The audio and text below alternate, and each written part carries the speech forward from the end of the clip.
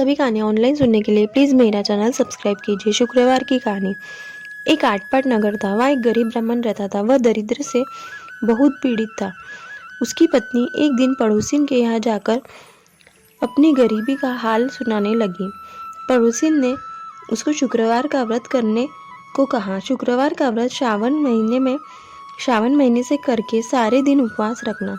शाम को सुहागिन स्त्री को बुलाकर उसके पैर धोकर हल्दी कुकू लगाना, उसकी ओटी भरना, दूध में शक्कर मिलाकर पीने को देना, भूंजे चने की खीर बनाकर देना, बाद में खुद भोजन करना। इस प्रकार साल भर करके उसका उद्यापन करना, ऐसा कहा।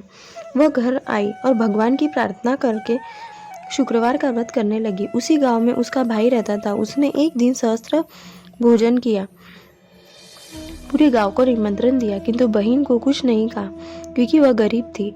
उसको बुलाएंगे तो गांव वाले हंसेंगे। दूसरे दिन भाई के यहाँ ब्राह्मणों की भीड़ जाने लगी। तब बहन ने सोचा शायद अपना भाई काम में निमंत्रण देना भूल गया, इसलिए भाई के यहाँ जाने में हरकत नहीं। ऐसा सोचकर पीताम्बर पहनकर बच्चों के साथ में लेकर भाई के यहाँ गई। बहुत सारे पत्तल लगे थे। एक पत्तल पर जाकर बैठ गई। पास में बच्चों को बैठा दिया। सारे पत्तल भर गए, पूरा परोसना हो गया। तब भाई घी परोसने लगा। परोसते परोसते बहन के पास आया। तब यह नीचे गर्दन करके बैठी थी। तब भाई ने आवाज देकर कहा कि तुम्हारे पास गहने कपड़े लत्ते कुछ भी नहीं है। तुम्हारी ओर देखकर सब लोग मुझ पर हंसेंगे, इसलिए मैंने तुम्हें निमंत्रण नहीं दिया। आज तो तुम भोजन करने आई तो आई, मगर कल मत आना। ऐसा कहकर वह आगे बढ़ गया।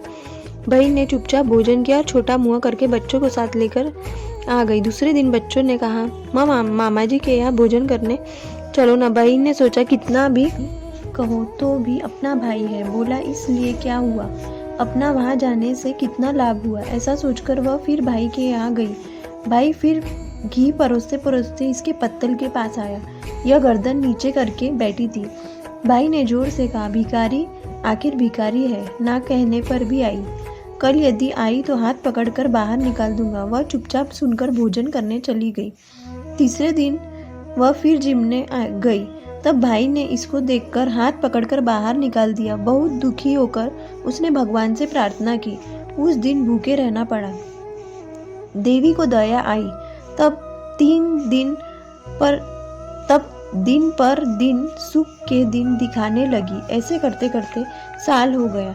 बाई की दरिद्रता दूर हो गई। आगे एक दिन वह शुक्रवार का उद्यापन करने लगी। भाई को भोजन करने बुलाया। भाई बहुत शर्मिंदा हुआ। बहन को कहने लगा दीदी कल तुम मेरे यहाँ भोजन करने आना। नहीं मत कहना, और घर में कुछ खाना नहीं। यदि तुम कल नहीं आई तो मैं तुम्हारे यहाँ नहीं आऊँगा।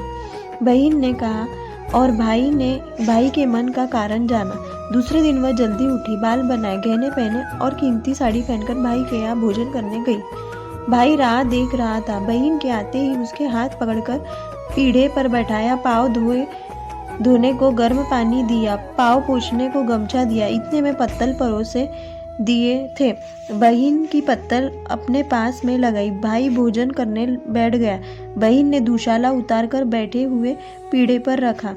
भाई देखने लगा। मन में सोचा दुशाले से गर्मी होती होंगी, इसलिए इसने उतारा है। बाद में बहन ने गहने खोले और बैठे हुए पीढ़े पर रखने लगी। भाई ने सोचा वजन लगता होगा, इसलिए खोले हैं। बाद में बहन ने दाल चावल मिलाए, बड़ा सा कौर बनाकर उठाया और वह गहनों पर रखने लगी।